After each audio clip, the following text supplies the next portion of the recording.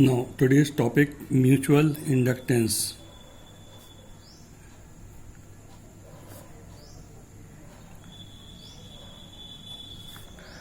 Now, today's topic mutual inductance. What is mutual inductance?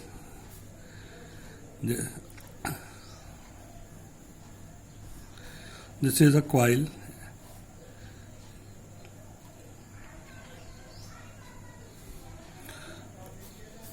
Current flow in a cell, and this is other coil near for the first coil. Connect in end of galvanometer. This is a primary coil and this is a secondary coil. जिस coil में current का source connect है उसको primary coil बोलेंगे और जिसमें galvanometer है उसको हम सेकेंडरी कॉइल बोलेंगे. ठीक. If current flow in a first coil, then induced current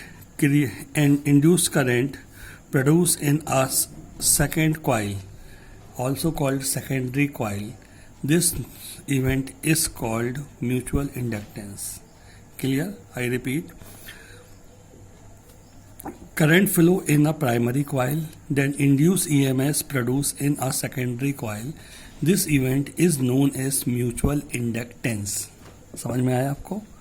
तो यदि हम पहली कॉइल में करंट फ्लो करते हैं और इंडक्टेंस के कारण सेकेंडरी कॉइल में इंड्यूस करंट फ्लो होता है, तो इस करंट को हम क्या कहते हैं? इंड्यूस करंट बोलेंगे और इस इवेंट को हम म्यूचुअल इंडक्टेंस कहते हैं. क्लियर हुआ बेटा? ठीक है.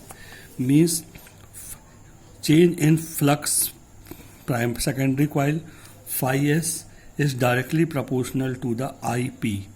ठीक है. यानी सेकेंडरी कॉइल का मैग्नेटिक फ्लक्स प्राइमरी कॉइल में जो करंट फ्लो हो रहा है IP उसके डायरेक्टली प्रोपोर्शनल होता है.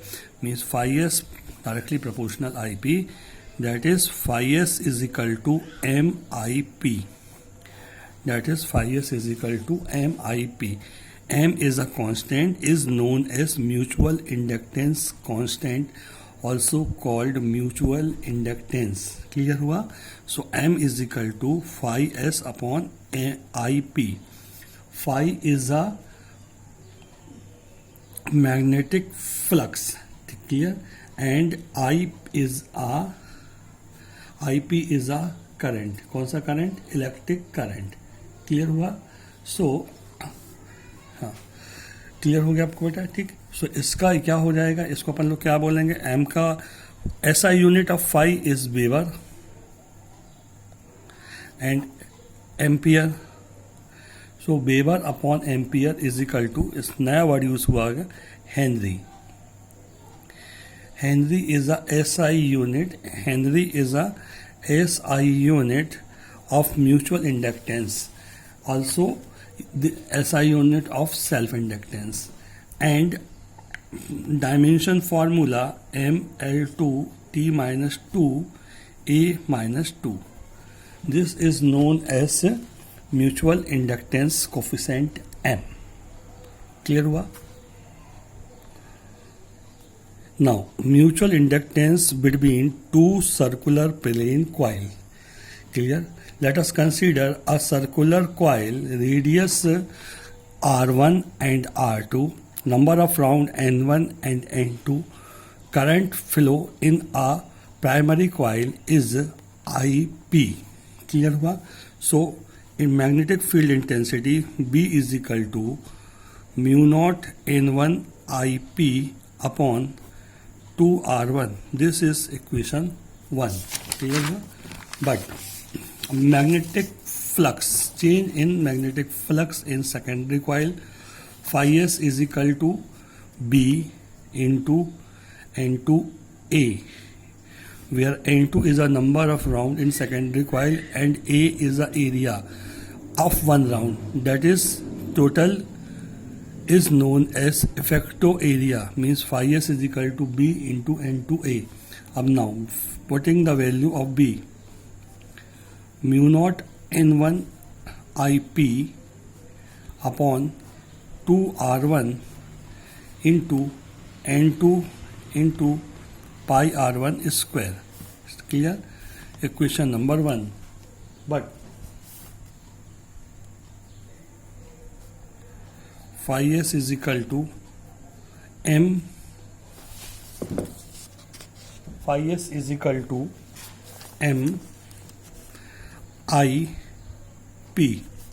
Equation second, equation 1 and 2,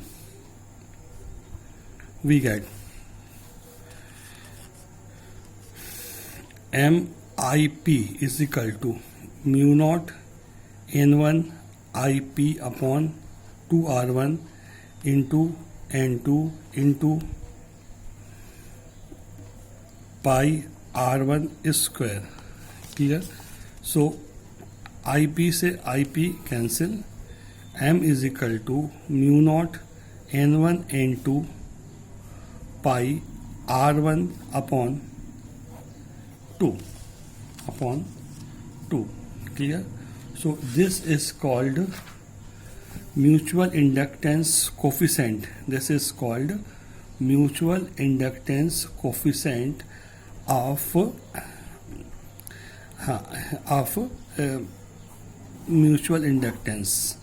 clear हुआ? सो इसको अपन लोग क्या बोलेंगे? म्यूचुअल इंडक्टेंस कोफिशेंट बोलेंगे इसको. ठीक है. सेकेंडरी में सॉरी यहाँ पे हमको 2 लेना है. ये 2, दिस इज R2, तो this is R1 square and R2. Okay, clear हुआ? सो ये कहलाएगा हमारा mutual inductance coefficient. Now mutual inductance between 2 coaxial long solenoid. ठीक है. 2 सोलोनाइड हैं.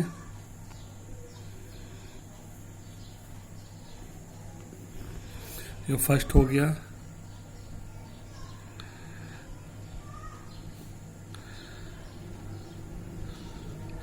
इस 2 सोलोनाइड है, कवर्ड है, एक के ऊपर एक कवर्ड है. ठीक है.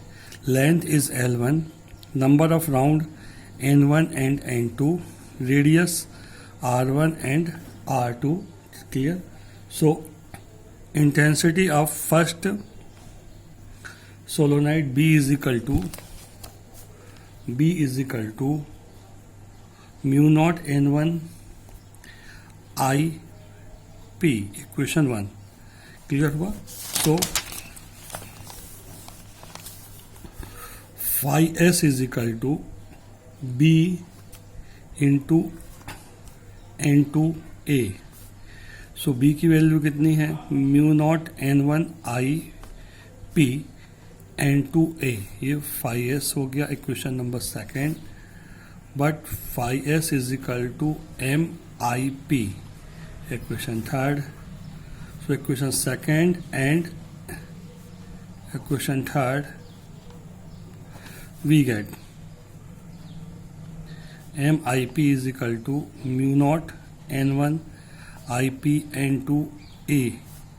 So IP से IP cancel, M is equal to mu naught N1 N2 into A.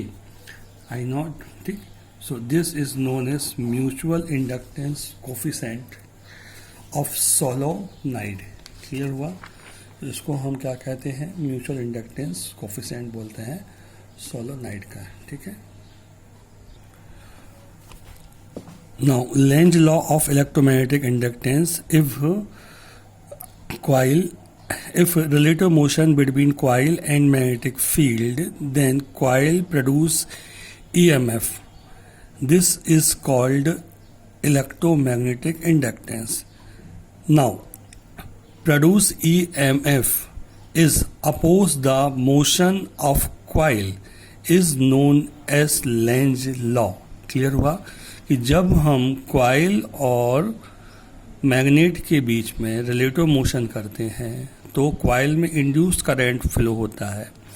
Induced current जो है वो मैग्नेट के मोशन का और कॉइल के मोशन का अपोज करता है. इसको हम क्या बोलते हैं? Length law of electromagnetic inductance. Clear हुआ कि जब से ही आप कॉइल को मीन्स देखिए ये नॉर्थ पोल है साउथ और ये साउथ पोल है. ये एक कॉइल है. अब आप यदि इसको स्पीड से v वेलोसिटी से कॉइल के पास में लाएंगे तो कॉइल में करंट प्रोड्यूस होगी, लेकिन ये करंट उसी का अपोज करेगी जिससे वो बन रही है। मीन्स यहाँ पे ये कॉइल जो है वो नॉर्थ पोल के जैसे बिहेवियर करेगी, ठीक है। और अब ने यदि इसी कंडीशन में S और N इसी बार मैग्नेट को आप कहाँ दूर ले जाओगे, यानी अपोजिट डायरेक्शन में ले जाओगे, तो इस कॉइल का नेचर जो है वो चेंज हो जाएगा और ये फिर साउथ पोल यानी S पोल के जैसे बिहेवियर करेगी।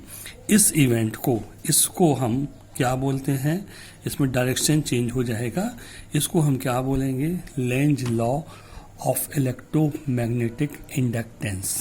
क्लियर हुआ कि motion between magnet and coil then produce current in a coil oppose the motion of bar magnet is known as Lenz law। Clear हुआ? ये किसने बताया था? साइंटिस्ट लेंज ने, तो उसको हम बोलेंगे लेंज लॉ।